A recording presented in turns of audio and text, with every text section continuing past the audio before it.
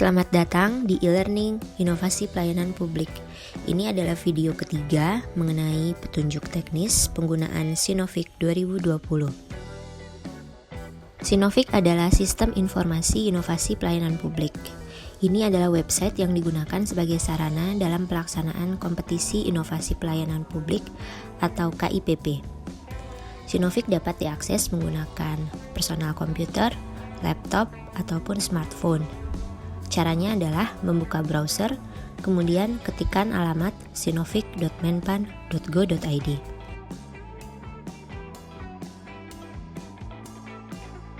Terdapat dua jenis peran user atau pengguna dari aplikasi Sinovik. Yang pertama sebagai penyelenggara, yang kedua sebagai peserta.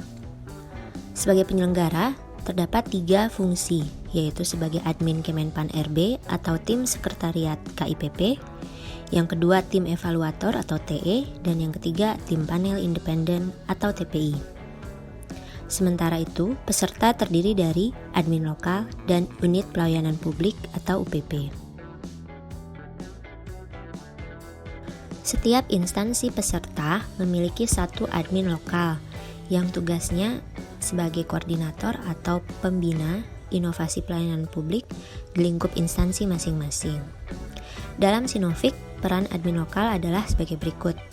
Yang pertama, membuatkan akun bagi UPP di lingkup instansinya. Yang kedua, melakukan review atau koreksi terhadap proposal inovasi yang telah dibuat atau diajukan oleh UPP. Dan yang ketiga, melakukan submit atau mengajukan proposal inovasi yang sudah dianggap layak dari UPP kepada admin Kemenpan RB.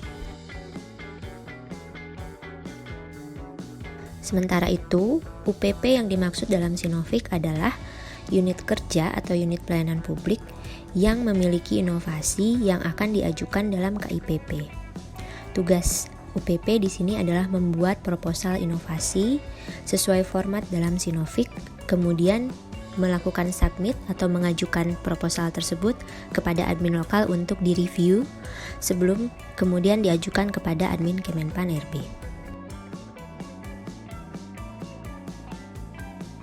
Sekarang kita akan masuk ke mekanisme pengajuan akun Sinovik bagi admin lokal. Di sini admin Kementerian Pan RB hanya akan membuatkan akun bagi para admin lokal. Akun UPP akan dibuatkan oleh masing-masing admin lokal instansi. Termasuk nanti adalah cara membagikan akun UPP tersebut. Cara memperoleh akun admin lokal adalah sebagai berikut. Yang pertama, admin lokal membuat surat permohonan akun admin lokal kepada tim sekretariat KIPP 2020 dengan mencantumkan nama, jabatan, dan alamat email dari admin lokal yang ditunjuk. Surat tersebut kemudian di-scan, kemudian dikirimkan, bisa melalui info.sinovik@menpan.go.id atau melalui WhatsApp dari Helpdesk Sinovik di nomor 0813 820 82040. Surat tadi wajib menggunakan kop instansi, ditandatangani oleh pejabat berwenang, dan dibubuhi oleh stempel instansi. Yang kedua, admin Kemenpan RB akan merespon surat permohonan tersebut dengan membalas email ataupun WhatsApp dan mengirimkan ID dan sandi Sinovik untuk admin lokal. Jika admin lokal yang telah melakukan aktivasi akun Sinovik pada suatu waktu tidak bisa login ke Sinovik dikarenakan suatu hal, misalnya lupa akun atau lupa sandi, maka admin lokal tersebut wajib mengajukan permohonan reset sandi atau setel ulang sandi kepada admin Kemenpan RB. Caranya adalah sama dengan saat mengajukan akun pertama kali. Jadi bersurat resmi, baru kemudian akan dilakukan reset sandi atau setel ulang sandi oleh admin Kemenpan RB. Jika UPP yang mengalami kesulitan login seperti ini, maka admin lokal yang akan melakukan setel ulang sandi atau reset sandi bagi UPP.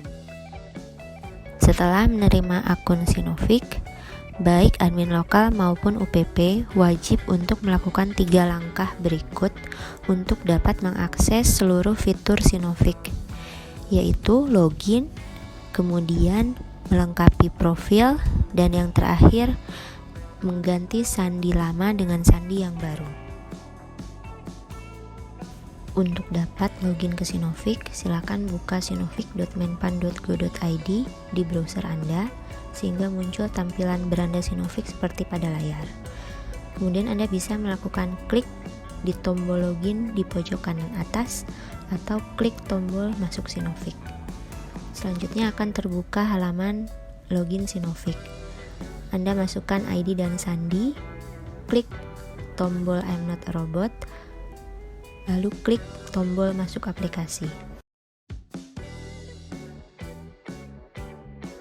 Setelah berhasil login untuk pertama kali, baik admin lokal maupun UPP akan diarahkan ke dashboard berikut. Hanya ada satu fitur yang tersedia, yaitu lengkapi profil. Silakan klik tombol tersebut, maka Anda akan diarahkan ke halaman profil pengguna. Silakan lengkapi seluruh isian yang tersedia, mulai dari nama, yaitu nama lengkap Anda sebagai pemegang account, kemudian kontak, diisi dengan nomor handphone Anda yang aktif, kemudian kolom email Anda diisi dengan email yang aktif, dan yang terakhir nama unit, yaitu unit kerja Anda. Setelah selesai, klik tombol simpan di bawah. Setelah berhasil melengkapi profil, Anda akan diarahkan kembali ke dashboard berikut. Muncul satu fitur baru, yaitu ganti sandi. Silahkan klik tombol tersebut, maka Anda akan diarahkan ke halaman ubah sandi Anda. Isikan sandi lama, yaitu sandi yang diberikan oleh admin Kemenpan RB kepada admin lokal atau oleh admin lokal kepada UPP. Kemudian isikan sandi baru yang sesuai dengan kebutuhan masing-masing. Sandi baru terdiri dari minimal 8 karakter dengan kombinasi huruf besar, huruf kecil, dan angka. Kemudian ketikkan ulang sandi baru tersebut di kolom ketiga. Setelah selesai, klik tombol ubah sandi saya.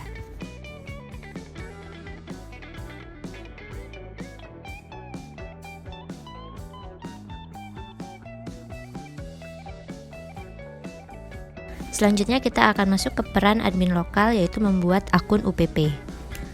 Setelah sebelumnya selesai untuk melengkapi profil dan mengganti sandi, maka akan terdapat 3 fitur baru di akun admin lokal, yaitu fitur proposal Anda, fitur riwayat, dan fitur manajemen pengguna. Nah, sekarang kita akan membahas fitur yang pertama, yaitu fitur manajemen pengguna. Setelah mengklik tombol manajemen pengguna tadi, maka Anda akan diarahkan ke halaman daftar pengguna yang di dalamnya ada sebuah tabel dengan beberapa kolom. Antara lain kolom ID, nama, kontak, email, status, dan pilihan. Nah, untuk pertama kali membuat pengguna bagi UPP atau user bagi UPP, maka Anda klik tombol buat pengguna di atas tabel tadi. Selanjutnya kita masuk ke formulir pengguna. Di sini Anda wajib mengisi 2 kolom, yaitu kolom ID dan kolom sandi. Di kolom ID, Anda cukup mengetikkan nama UPP yang akan dibuatkan akunnya. ID UPP yang terbentuk nanti merupakan perpaduan antara ID admin lokal dengan ID UPP. Misalnya ID dari admin lokalnya adalah cup.testing seperti di layar. Kemudian kita coba buat UPP dengan nama Dinkes. Diketikkan saja Dinkes, maka nanti secara otomatis ID UPP yang terbentuk adalah cup.testing.dinkes. Contoh lain misalkan ID admin lokal Anda adalah jakarta.prof. Kemudian UPP yang akan dibuatkan akunnya adalah Dinas Kesehatan. Maka di kolom ID pengguna cukup diketikkan Dinkes, sehingga nanti ID-nya adalah jakarta.prof.dinkes. Untuk penamaan ID ini, kami menyarankan agar menggunakan kata-kata yang ringkas dan mudah diingat. Misalkan tadi Dinas Kesehatan, cukup diketik Dinkes saja. Cukup singkatan dari nama UPP-nya. Kemudian tidak lebih dari 2 kata dan jeda antar katanya menggunakan dot atau titik, tidak menggunakan spasi. Sementara untuk nama lengkap, baik untuk UPP maupun admin lokal, sudah terekam pada saat mengisi profil pengguna di awal. Kolom berikutnya adalah kolom sandi. Di sini Anda bebas membuatkan sandi bagi UPP dengan ketentuan minimal 8 karakter, mengandung huruf besar, huruf kecil, dan angka. Disarankan juga agar sandinya yang mudah diingat. Setelah selesai mengisi ID dan sandi, kemudian Anda klik tombol simpan pengguna.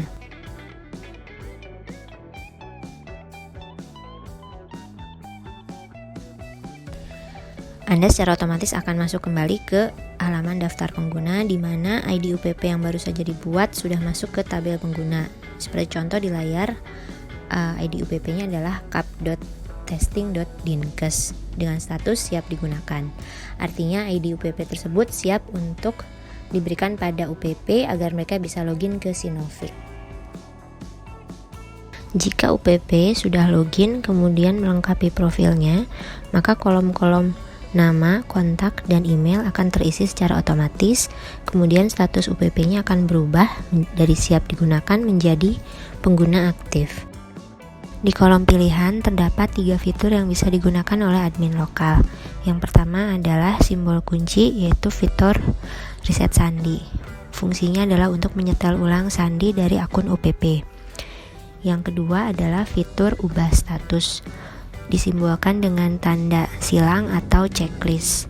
Fungsinya adalah mengubah status dari akun UPP dari siap digunakan menjadi nonaktif atau sebaliknya.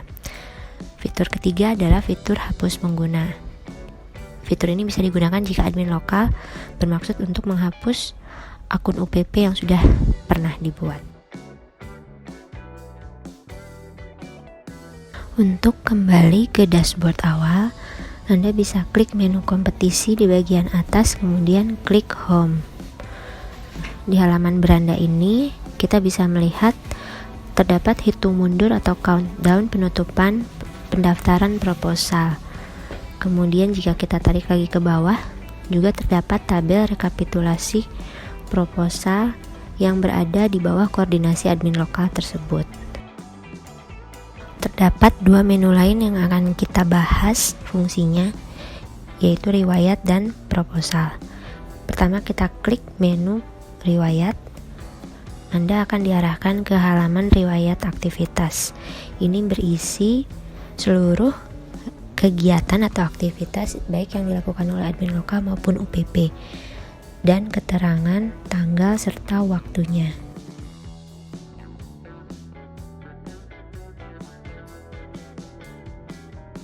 Kita lanjut ke menu selanjutnya, yaitu menu proposal. Bisa diklik lagi menu kompetisi, kemudian klik proposal. Di sini Anda akan diarahkan ke halaman daftar proposal inovasi. Sebagai admin lokal, yang bisa Anda lakukan hanya mencari proposal nanti. Tapi untuk membuat proposal itu ada fungsinya di UPP. Di halaman ini terdapat tabel proposal inovasi yang terdiri dari beberapa kolom. Yang pertama kolom judul inovasi, kemudian kelompok, ini ada 3 pilihan, umum, replikasi, atau khusus. Kemudian kolom kategori, terdapat 9 pilihan kategori. Kemudian tanggal mulai inovasi atau implementasi inovasinya. Berikutnya ada kolom status, ini status dari proposal inovasinya. Berikutnya ada kolom pengguna, ini adalah UPP-nya, siapa yang membuat proposal. Dan yang terakhir ada kolom pilihan. Kolom judul, kelompok, kategori, dan tanggal mulai inovasi secara otomatis akan muncul jika UPP sudah menginput informasi-informasi tersebut di proposal Sinoviknya. Sementara kolom status itu akan berubah secara otomatis sesuai posisi proposal berada. Ini juga berpengaruh terhadap pilihan yang tersedia di kolom pilihan. Misalnya di layar terdapat 2 proposal dengan status draft dan 1 proposal dengan status admin lokal. Untuk proposal dengan status draft artinya proposal tersebut masih berada di UPP, baru diinput dan belum disubmit ke admin lokal. Sehingga di kolom pilihan, admin lokal hanya bisa mengklik lihat proposal atau melakukan cetak proposal. Jika UPP sudah melakukan submit proposal, maka statusnya akan berubah dari draft menjadi admin lokal. Juga pilihannya akan bertambah bagi admin lokal. Seperti dilihat di contoh di nomor 2, selain tombol lihat dan cetak proposal, juga terdapat tombol perbaikan proposal dan submit proposal. Di sini admin lokal harus menjalankan fungsinya sebagai reviewer proposal yang sudah dibuat oleh UPP. Jadi sebelum melakukan submit proposal ke admin Kemenpan RB, admin lokal wajib untuk memberikan masukan terhadap proposal yang sudah disubmit oleh UPP. Jika dirasa sudah baik isinya maupun dokumen pendukungnya, maka admin lokal bisa melakukan submit proposal dengan cara mengklik tombol submit proposal ini. Maka secara otomatis statusnya akan berubah, status proposalnya menjadi admin Kemenpan RB. Nah, saat sudah disubmit ke admin Kemenpan RB, maka proposal tersebut secara sah sudah didaftarkan dalam KIPP 2020 dan tidak bisa untuk dikembalikan lagi kepada peserta atau tidak bisa diedit lagi. Jika admin lokal merasa bahwa proposalnya perlu untuk diperbaiki atau disempurnakan terlebih dahulu, maka admin lokal harus mengembalikan proposal ke UPP agar bisa diedit. Caranya adalah klik tombol perbaikan proposal. Kemudian di sini juga admin lokal wajib untuk mengunggah file dalam bentuk PDF atau Word berisi saran-saran, komentar, atau poin-poin perbaikan proposal menurut admin lokal. Nanti file tersebut akan bisa dilihat oleh UPP di dalam Sinovik juga. Diklik choose file, kemudian pilih salah satu file yang sudah disiapkan tadi, kemudian klik ya.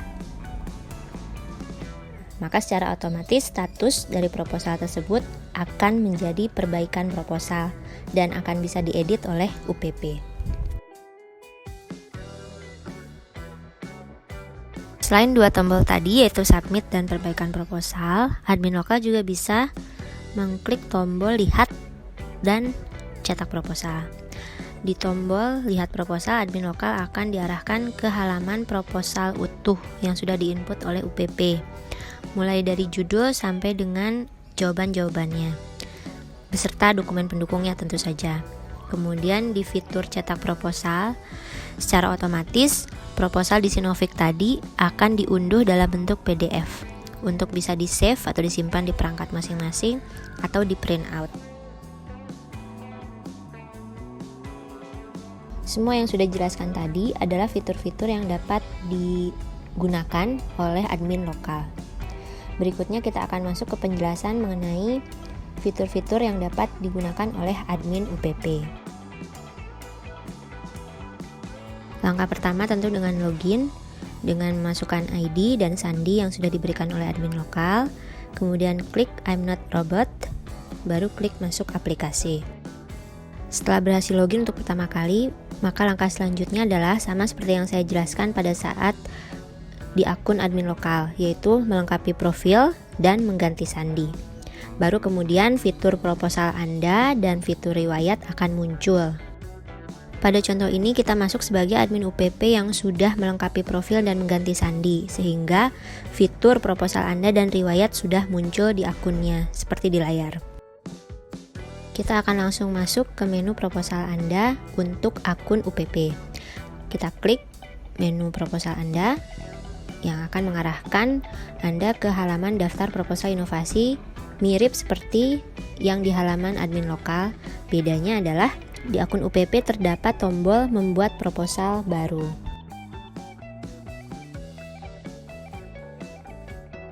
Kita klik tombol membuat proposal baru. Selanjutnya akan diarahkan ke halaman syarat dan ketentuan.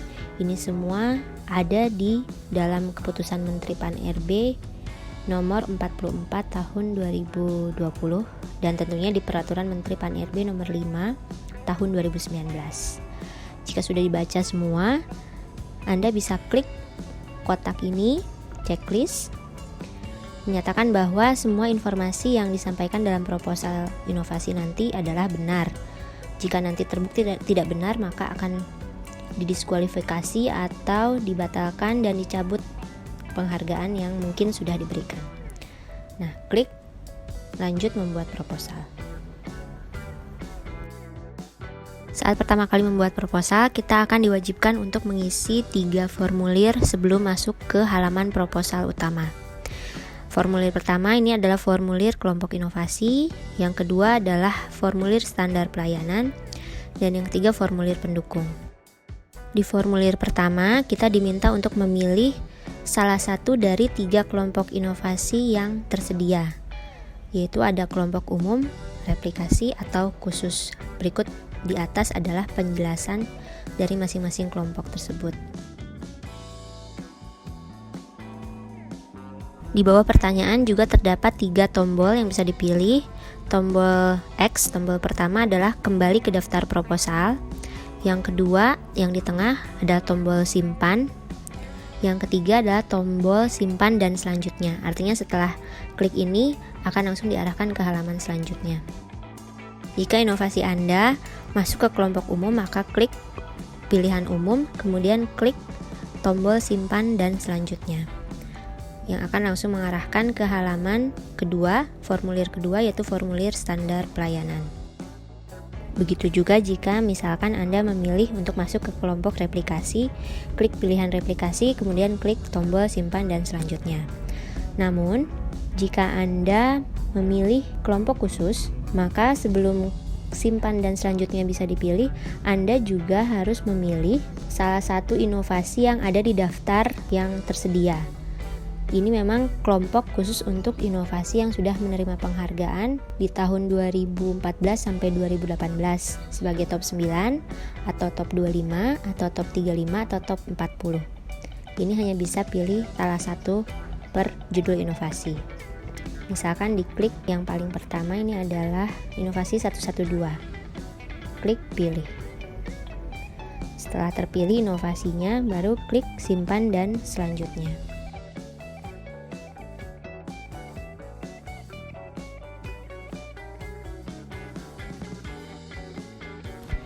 Berikutnya kita akan masuk ke formulir kedua, yaitu standar pelayanan.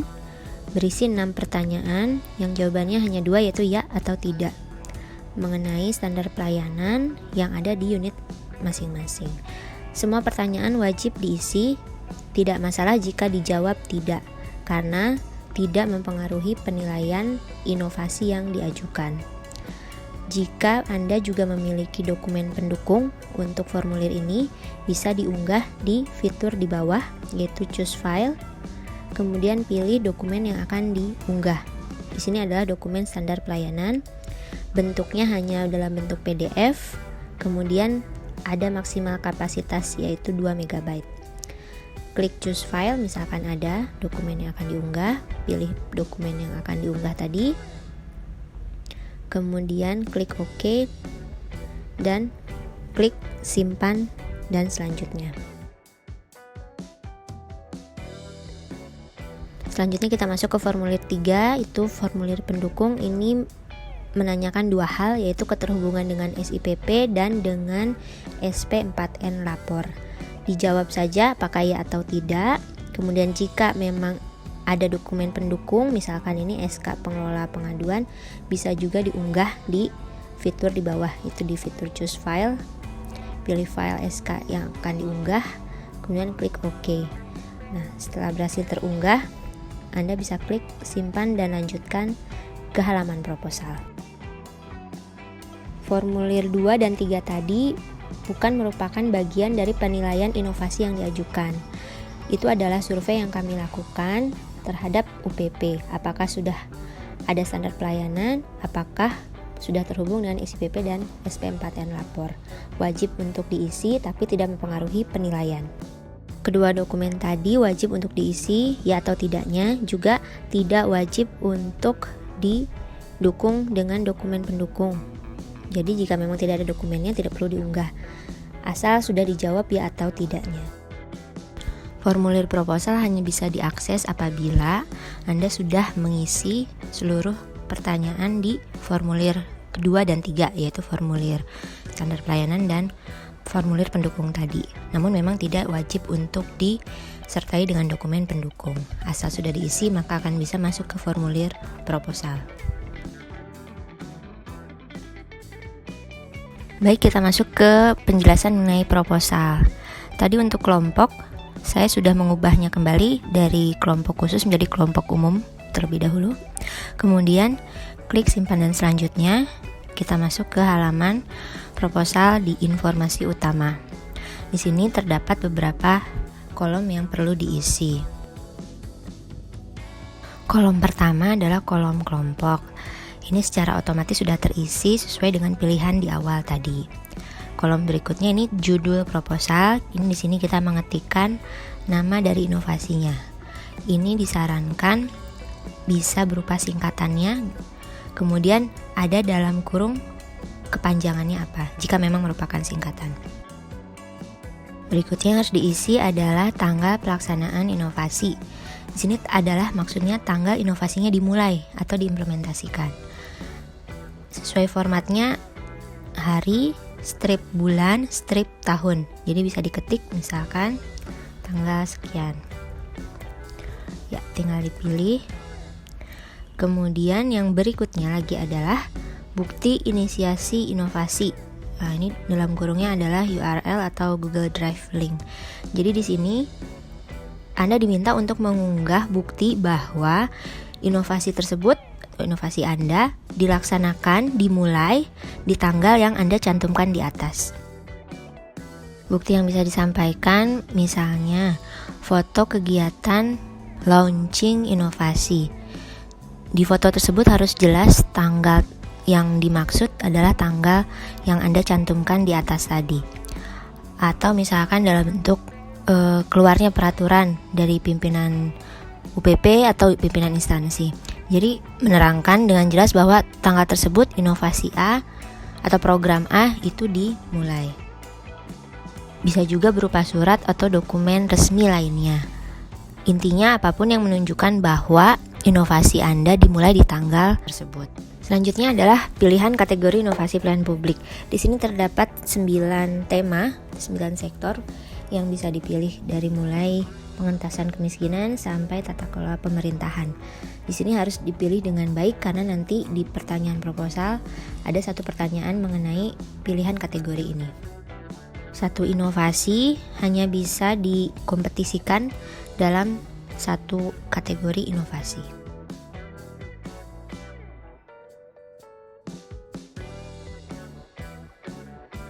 Semua isian dalam Sinovik ini mulai dari halaman utama ini sampai nanti setiap pertanyaannya itu wajib untuk diisi.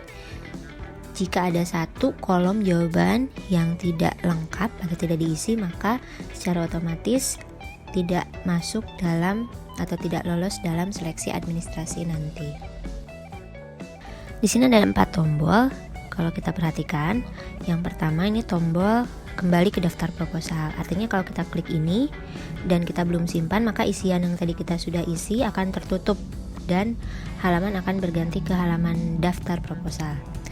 Selanjutnya tombol simpan dan kembali ke formulir pertanyaan. Artinya kita menyimpan halaman yang sudah diisi ini, tapi akan back satu halaman ke belakang.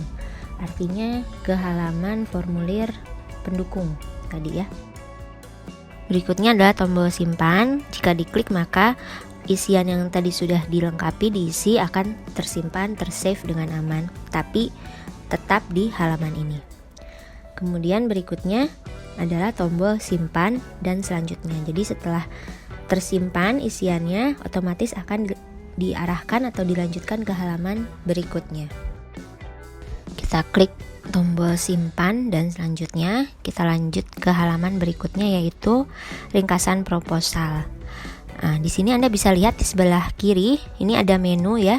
Dari mulai informasi utama bisa kita klik ini ke halaman yang tadi sampai paling bawah adalah pelajaran yang dipetik. Ini adalah pertanyaan nomor 9 ya, pertanyaan terakhir. Jadi selain klik simpan selanjutnya kita juga bisa langsung memilih mana pertanyaan yang misalnya mau kita isi terlebih dahulu. Gitu ya, bisa dilompati atau langsung ke pertanyaan tertentu yang kita ingin jawab. Kemudian di atasnya juga ini ada tombol, ada 2 tombol ya. Tombol tampilan perbagian dan tombol tampilan menyeluruh. Saat ini adalah tombol yang sedang aktif adalah yang tampilan perbagian. Maksudnya jadi saat kita klik ringkasan, di sini yang tampil hanya pertanyaan soal ringkasan, atau misalkan yang tadi ya, informasi utama, hanya halaman informasi utama saja yang ditampilkan atau muncul. Saat kita klik sebelahnya tampilan menyeluruh, maka seluruh halaman proposal mulai dari informasi utama tadi ke bawah kita scroll sampai ke pelajaran yang dipetik itu muncul di satu halaman Sinovik ini. Itu preferensi masing-masing, apakah tampilan menyeluruh atau ingin tampilan perbagian pertanyaan. Baik, kita kembali ke ringkasan proposal. Di bawah judul ringkasan proposal terdapat kalimat sebagai berikut, ringkaslah proposal Anda dalam 300 kata. Ini artinya jawaban atau ringkasan yang nanti disampaikan di kolom jawaban ini tidak lebih dari 300 kata. Bagaimana mengetahui apakah sudah 300 kata atau berapa kata yang masih tersisa yang masih bisa digunakan? Di bagian bawah kolom jawaban terdapat keterangan paragraphs dan words. Jadi jumlah paragraf yang sudah kita buat di kolom jawaban ini dan juga jumlah kata yang sudah terpakai. Jadi di sini ada limitnya yaitu 300. Setiap kita mengetikkan kata kemudian klik spasi, maka otomatis akan dianggap satu kata. Begitu seterusnya, setiap kita klik spasi maka akan dianggap satu kata. Jika yang kita ketikkan atau kita copy paste di sini lebih dari 300 kata, maka tidak akan bisa disimpan.